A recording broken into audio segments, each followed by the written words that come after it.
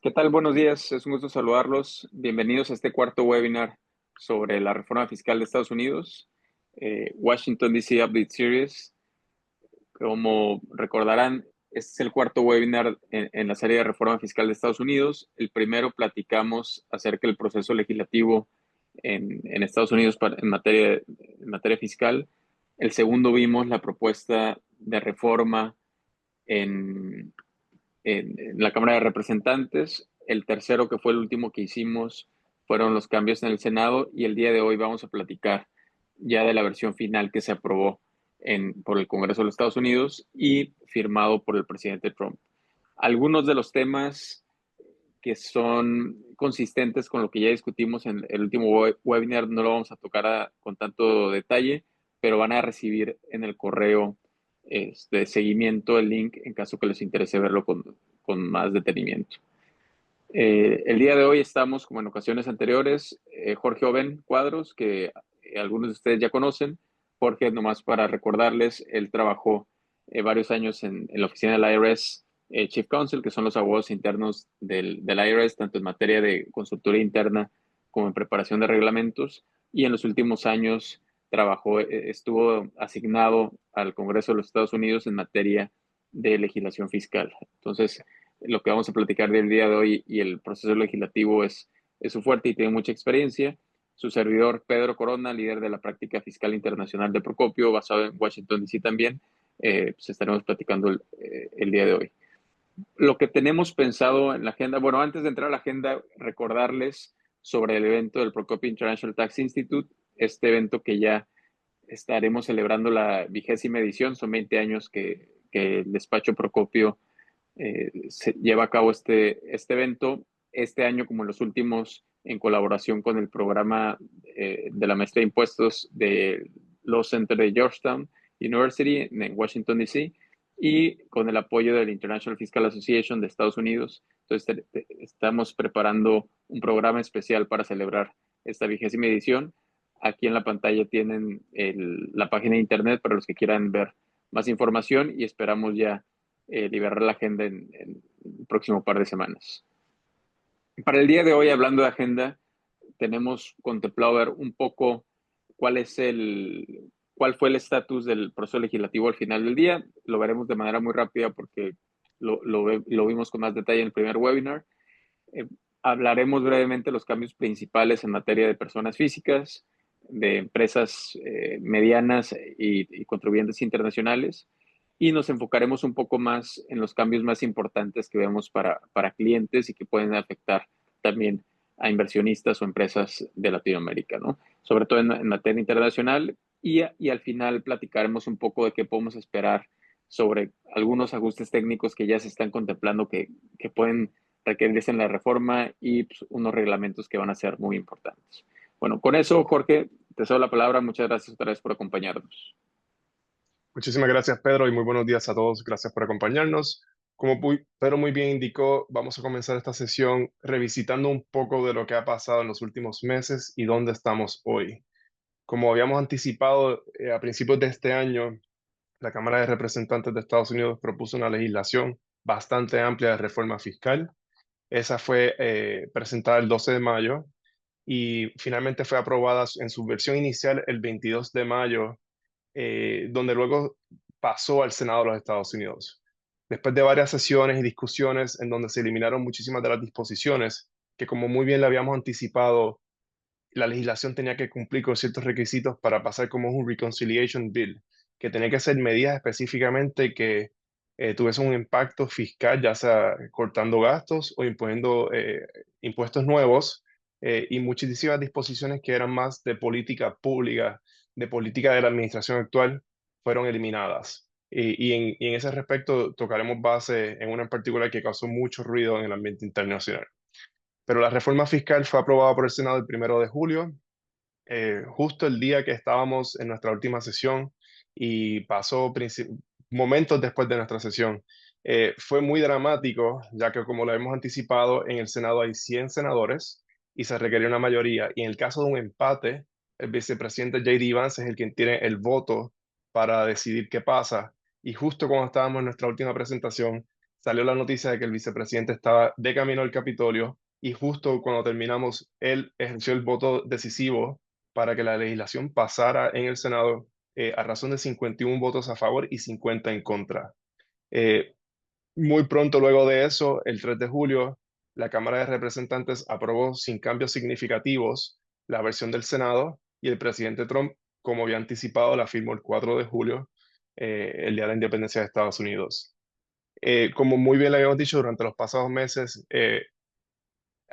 la legislación ha pasado por este proceso donde inició un comité, luego fue al piso de la Cámara, luego fue al Senado, y realmente es bastante sorprendente lo que lograron. Pero sí, tenemos una legislación fiscal nueva que en términos generales no crea muchísimas disposiciones nuevas o cambios significativos, pero sí hace permanente muchas disposiciones que habían sido temporeras de la reforma fiscal del 2017. Como muy bien saben, esta discusión había sido muy tensa, ya que los republicanos tienen una mayoría muy pequeña en ambas cámaras, y había mucha duda respecto a si lo iban a lograr, por varias razones, entre ellas era el costo de la legislación fiscal, pero al tener la mayoría lograron adoptar ciertas reglas que modificaron el proceso y lograron aprobar esta reforma fiscal. Pedro, ¿quieres discutir qué pasó en términos de personas físicas? Sí, y a reserva de platicar con un poco más detalle algunos de los cambios, pero como también lo adelantamos, principalmente para personas físicas, uno de los cambios más importantes es que se mantiene la tasa máxima en materia de impuesto sobre la renta al 37%, ¿no? Recordarán que platicamos que uno de los posibles ajustes que se daba a la legislación era subir la tasa hasta el 39.6, que era la tasa vigente hasta 2017. Entonces, se hace permanente la tasa máxima del 37%, entonces esas son buenas noticias, menos impuestos para personas físicas. Otro tema que también se permaneció en la versión final es la exención en materia de impuestos sobre herencias y donaciones de 15 millones. Platicamos que la ley anterior establecía 10 millones ajustados por inflación, eran casi 14 o son casi 14 este año, y que con la versión anterior o sin reforma hubiera bajado a 5 millones ajustados por inflación.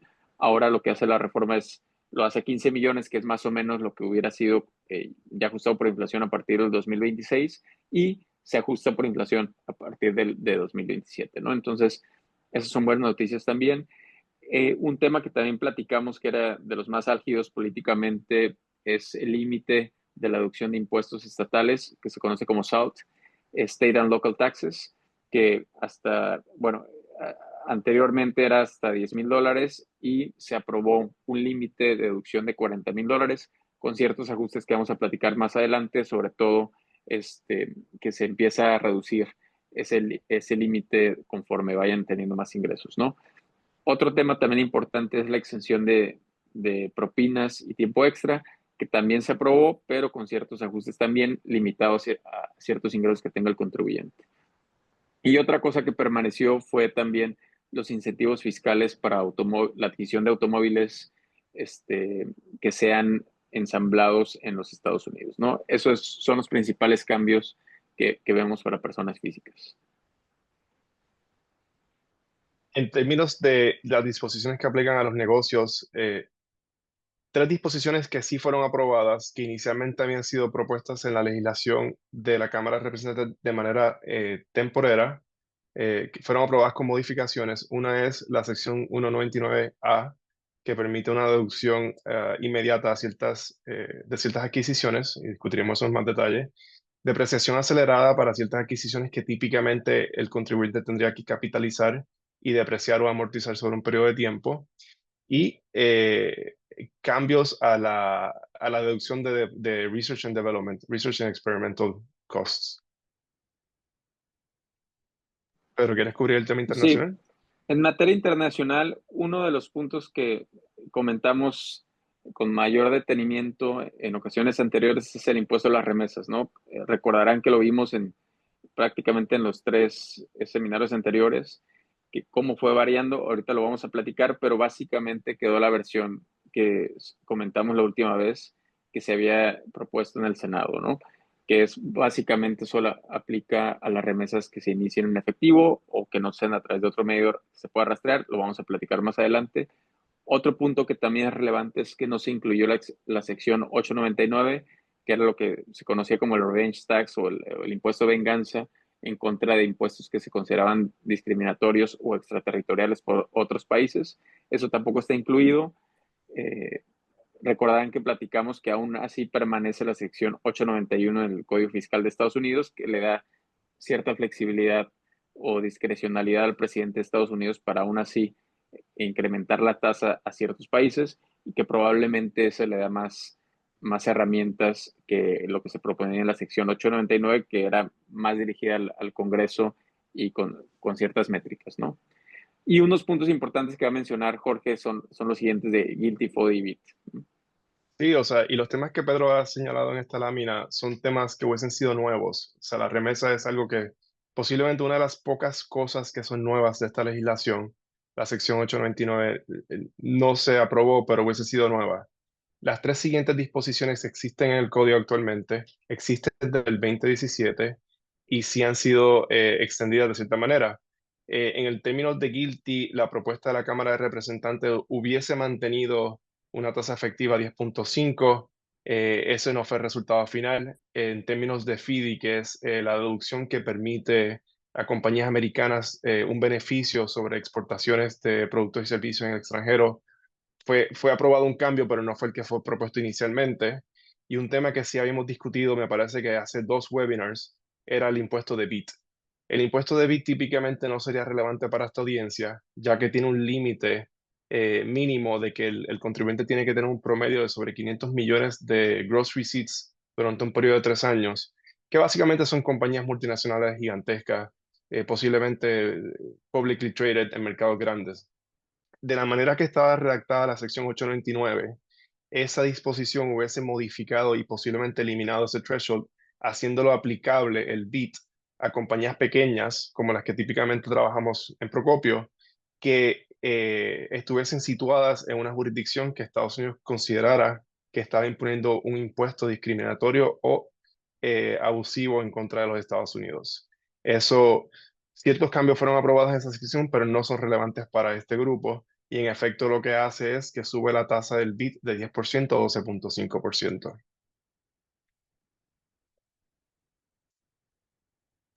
Entonces, ahora Bueno, queremos entrar en más detalle en el tema, temas más relevantes a este grupo, en particular disposiciones que son relevantes para personas físicas y pequeñas y medianas empresas. correcto. Y empezamos con algunos puntos que ya les habíamos adelantado, ¿no? Uno, les decíamos más de manera importante, se mantiene la tasa al 37%. Lo que aquí también vale la pena resaltar es que ese cambio ya es permanente, ¿no? Recordarán que en la reforma que se hizo en 2017, la tasa era 39.6, bajó a 37%, pero en 2026 iba a volver a 39.6. Entonces, ahora la tasa del 37% es permanente, tan permanente como cualquier legislación fiscal es, ¿no? Que en algún momento se puede cambiar, pero al menos que haya un cambio en la ley, es 37% la tasa máxima de personas físicas sin impuesto a la renta. Y Otro Pedro, tema, ese sí, es un tema que tocaremos en qué viene prospectivamente. ¿Cuán viable sería que eso cambie? ¿Quién lo cambiará y cómo pasará eso? Pero lo dejamos para correcto, el final. sí. Otro tema también que es más doméstico, pero les decía era de los que hacían más ruido políticamente y que leíamos todos los días en el periódico, era la deducción de impuestos estatales, ¿no? Que hasta este año es 2000, era de $10,000 y lo que al final se aprobó por el Congreso es subirla a $40,000, el límite de deducción de impuestos estatales, pero otra vez empieza a disminuirse o a limitarse todavía más cuando se tienen ingresos superiores a $500,000, ¿no? Entonces, es algo otra vez, una victoria parcial para los que estaban abogando por incrementar este límite. Pero sí es un cambio importante y al final pues, que se salva políticamente. Si vamos a la Y como, siguiente, y como hemos dicho anteriormente, la importancia la razón que tenemos esta limitación básicamente es que hay que poder pagar estos recortes, hay que poder pagar el recorte de 39.6 a 37%. Aun cuando los republicanos modificaron ciertas reglas importantísimas para pasar y aprobar esta legislación, ciertamente necesitaban ciertas fuentes de ingreso y la razón que existe esta disposición desde el 2017 es principalmente para poder pagar estos recortes que que los republicanos han aprobado tanto en el 2017 como en esta ocasión. Correcto. Otro punto importante, les decíamos, y que también hacía mucho ruido y generaba mucha incertidumbre, es qué iba a pasar con el impuesto de herencias y donaciones. Ya platicamos hace unos momentos y en sesiones anteriores que se anticipaba o lo que preveía la ley era reducir la exención de impuesto de herencias y donaciones para ciudadanos americanos o extranjeros domiciliados en Estados Unidos a la mitad, a 5 millones, pero se mantiene y eso creo que sí fue consistente desde el principio, desde la propuesta de la Cámara de Representantes de mantener o incrementar la exención y al final lo que se aprueba es una exención de 15 millones que entrará en vigor a partir de 2026 y se ajustará por inflación a partir de 2027. ¿Qué quiere decir? Que a partir de 2026 una pareja de ciudadanos americanos o extranjeros domiciliados en Estados Unidos puede dejarle a la siguiente generación 30 millones de dólares libre de impuestos sin generar el impuesto de donaciones o el impuesto de herencias, ¿no? Entonces, eso es algo que creo que sí genera certidumbre y también de manera importante es un cambio permanente, ¿no? A diferencia de lo que hemos visto en años anteriores y sobre todo en la última reforma, no regresará a 5 millones o 1 millón, otra vez, en la medida en que no hay una reforma fiscal en otro sentido, ¿no? Entonces, eso también es importante. En términos de negocios, como muchos de ustedes pudieran saber, anterior al 2017 y anterior al 2022, las compañías podían deducir, bueno, a partir del 2017 hasta el 2022, compañías podían deducir como gastos corrientes cualquier gasto en research and development que incurrieran en su operación en Estados Unidos, en su totalidad. A partir del 2022, la regla tenía un tipo de cambio en el que requería que las compañías capitalizaran esa cantidad y la deducieran sobre un periodo de tiempo. Ciertamente no es que crea un problema de flujo de dinero, pero eh, es más pro negocio que pudieran deducir el costo en su totalidad en el año que le incurren. En este caso, en la legislación del 2017 se propuso o se disponía que las compañías que establecieran Research and Development en Estados Unidos capitalizaran esa inversión o ese gasto por un periodo de 5 años y cualquier Research and Development realizado fuera de los Estados Unidos se capitalizara y amortizara y depreciara por un periodo de 15 años. La reforma fiscal recién aprobada provee que el Research and Development realizado en Estados Unidos puede ser deducido en su totalidad en el año corriente, pero no modificó la deducción respecto a Research and Development ejecutado o efectuado en el extranjero. Por lo tanto, si una compañía basada en Estados Unidos hace Research and Development, puede tomar una decisión en su totalidad por ese costo, incluso a pesar de que la legislación en términos generales es con fecha de efectividad para años fiscales y ejercicios fiscales posterior a diciembre 31 del 2025, esta disposición incluye una regla especial donde los contribuyentes sí pueden aplicar la regla retroactiva al 2025. Si tienen alguna duda o pregunta, con mucho gusto les podemos asistir e incluso para contribuyentes pequeños, entiéndase compañías que tengan menos de 31 millones de dólares en gross receipts, pueden ir tanto hacia atrás, hacia el 2022, que nunca hubiesen tenido que capitalizar esas cantidades. No obstante, la regla para Research and Development fuera de los Estados Unidos se mantiene a 15 años y ahí no hubo cambio. Otro segundo cambio que hubo es que como parte de la reforma fiscal del 2017 se permitía que los contribuyentes deducieran ciertos gastos de forma acelerada. Igual que la disposición anterior, efectivo el 2022, se requería que la deducción era más limitada. Esta disposición ayudaba a muchísimos negocios, por lo que hubo mucho cabildeo y lograron en la reforma fiscal recién aprobada revertir al 100%. Así que prospectivamente, efectivo desde que Trump entró presidente, la presidencia, las compañías sí pueden deducir 100% de estos gastos de equipo y maquinaria usada en su negocio, utilizada en su negocio, perdón. Por último, en términos de estos de negocios generales, la reforma fiscal del 2017 creó lo que es el 163J, Interest Exception Limitation, Interest Deduction Limitation. Básicamente, limitaba la cantidad de interés que una compañía puede deducir en un año corriente. Inicialmente era limitado a 30% de Adjusted Taxable Income. No obstante, efectivo el 2022, el cómputo se hacía a base de EBIT, Earnings Before Income and Tax. No obstante, a partir del 2022, perdón, inicialmente era con EBITDA, que es Earnings Before Income Taxes, Depreciation, Amortization, que por lo que permitía que los contribuyentes deducieran una cantidad mayor de interés. A partir del 2022, eso cambió a EBIT, que es Earnings Before Income Taxes, que limitaba de forma más grande, más sustancial, la cantidad de interés que las compañías puedan deducir. La reforma fiscal recién aprobada revierte el cómputo a usar EBITDA, que esto es un pro-taxpayer, esto es a favor de los contribuyentes.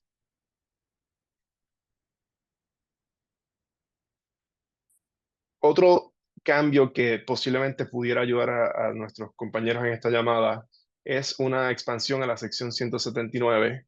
La sección 179 permite que ciertos contribuyentes o compañías pequeñas puedan deducir en el año corriente ciertas adquisiciones de capital usado y maquinaria, equipo, software, computadoras, tecnología utilizada en el negocio.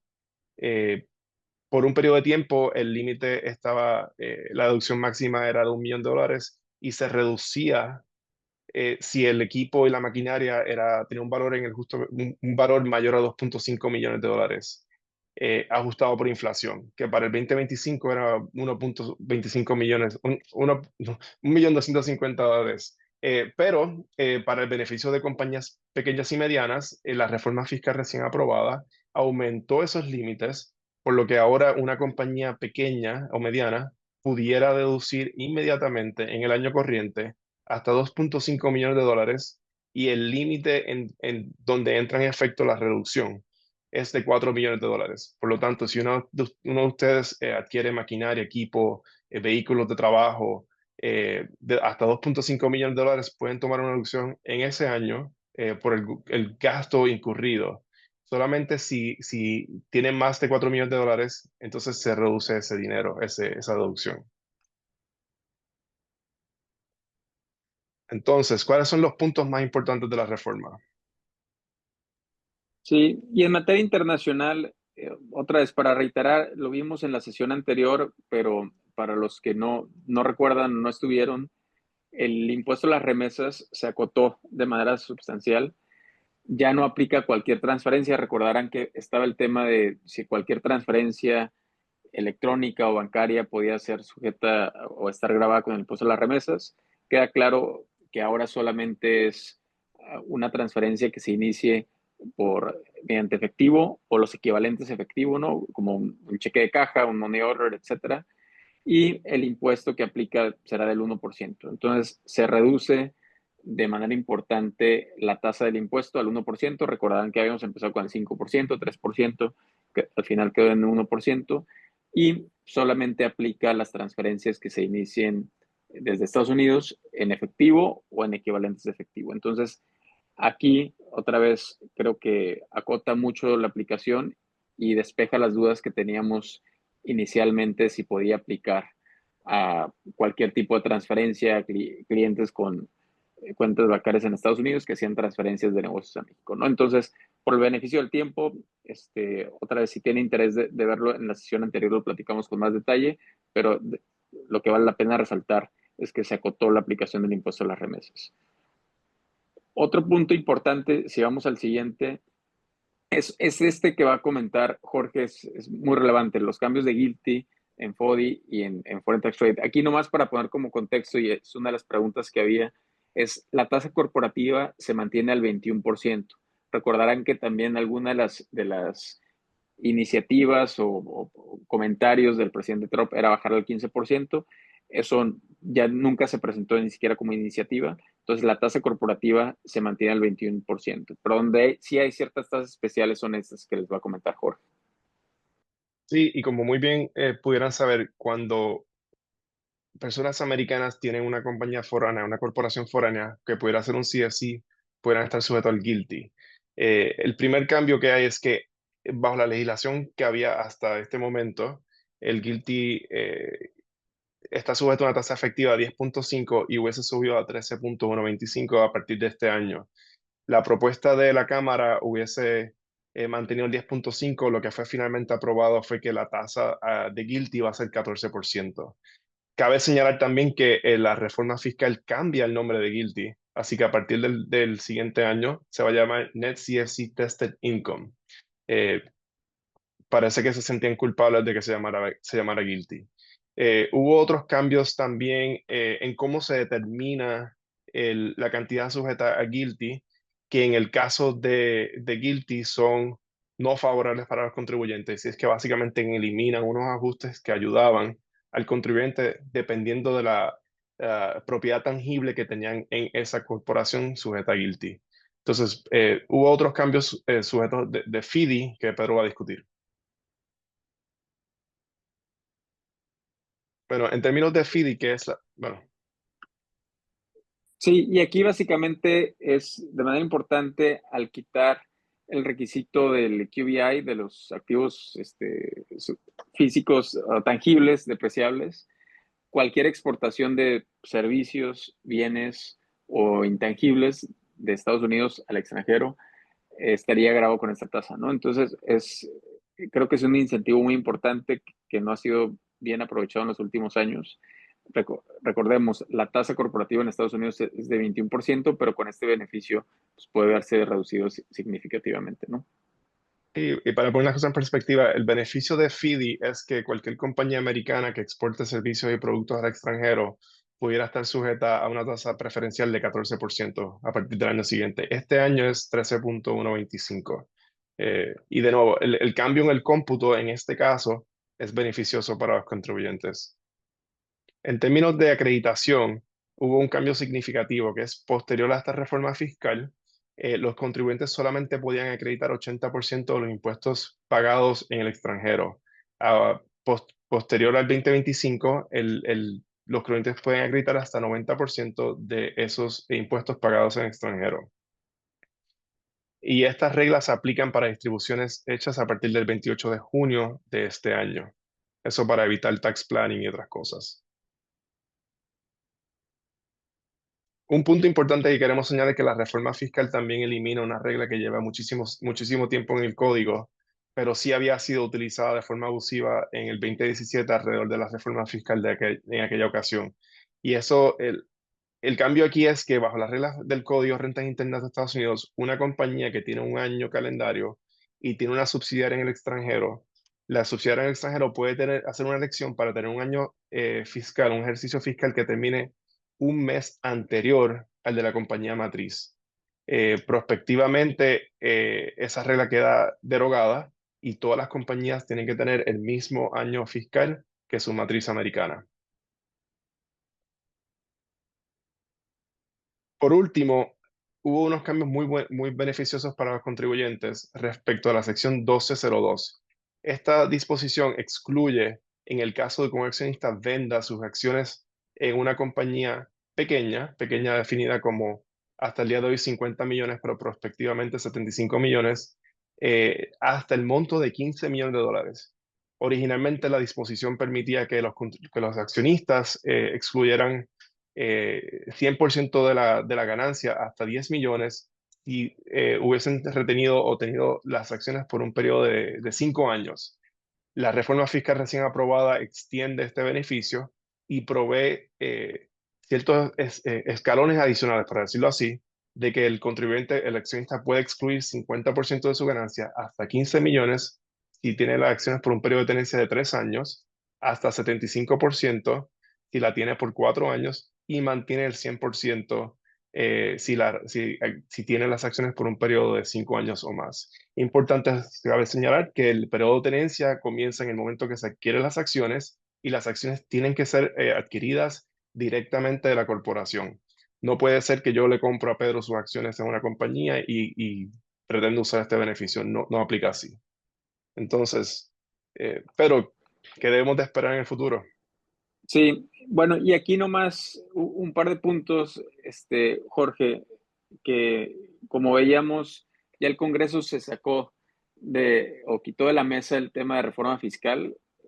tuvimos varios meses, empezamos el año hablando de política comercial, ¿no? El trade war que veíamos en Washington, D.C. Después, temas de reforma fiscal, finalmente lo aprobaron. Como siempre en cualquier legislación, pero sobre todo en materia fiscal, se identifican ciertas áreas de oportunidad para mejorar la legislación, que ya se está comentando algunas, pero ¿cuál anticipas que sea el apetito o qué podemos esperar en el Congreso en materia fiscal? ¿O crees que vayamos a ver algo en los siguientes meses o antes de que acabe el año, un ajuste administrativo, un omnibus bill para correcciones técnicas? ¿O cómo anticipas que se va a ver los próximos meses? Pero a mí me sorprendería mucho que pudiéramos ver algún otro tipo de reforma fiscal en los próximos meses o en este cuatrenio. La maquinaria necesaria para que un proyecto como este sea aprobado es gigantesca, tanto en la Cámara como en el Senado como en la Administración, y tienes que alinear a mucha gente para que esto suceda. De la manera que yo lo veo, de base de mi experiencia, ya los fiscalistas tuvimos nuestra victoria, ahora le toca a los próximos, ya sea inmigración, ya sea comercio, ya sea el tema que sea que la Administración decida enfocarse.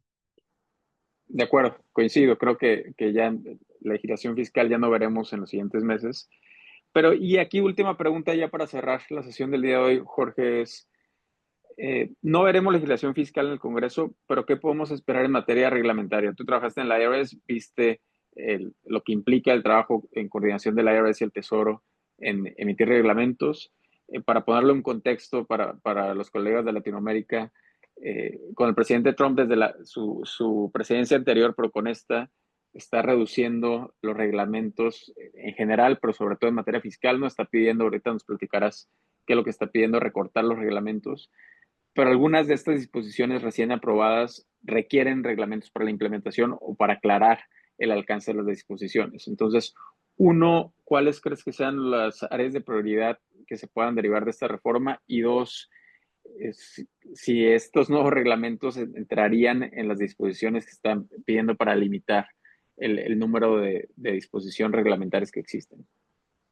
Y ciertamente, aun cuando ya culminó lo que podemos decir que es el proceso legislativo, sí entramos en el proceso reglamentario administrativo. Ahora le toca a la administración, que es la rama ejecutiva, el Tesoro y el IRS, promulgar cualquier reglamento que sea necesario. Algunos son necesarios para que las disposiciones puedan ser puestas en vigor. Por ejemplo, el impuesto sobre las remesas. Eh, no existe una estructura, un reglamento que los contribuyentes podamos visitar, revisar, estudiar para entender cómo aplican y cómo hacen los pagos, qué declaraciones hay que enviar al gobierno. Y déjame recordarles que ese pago es trimestral, por lo que tiene que haber una estructura de formularios y un sistema que hay que crearse. Eso no existe el día de hoy. Eh, pero igualmente, algunos de los reglamentos ya están.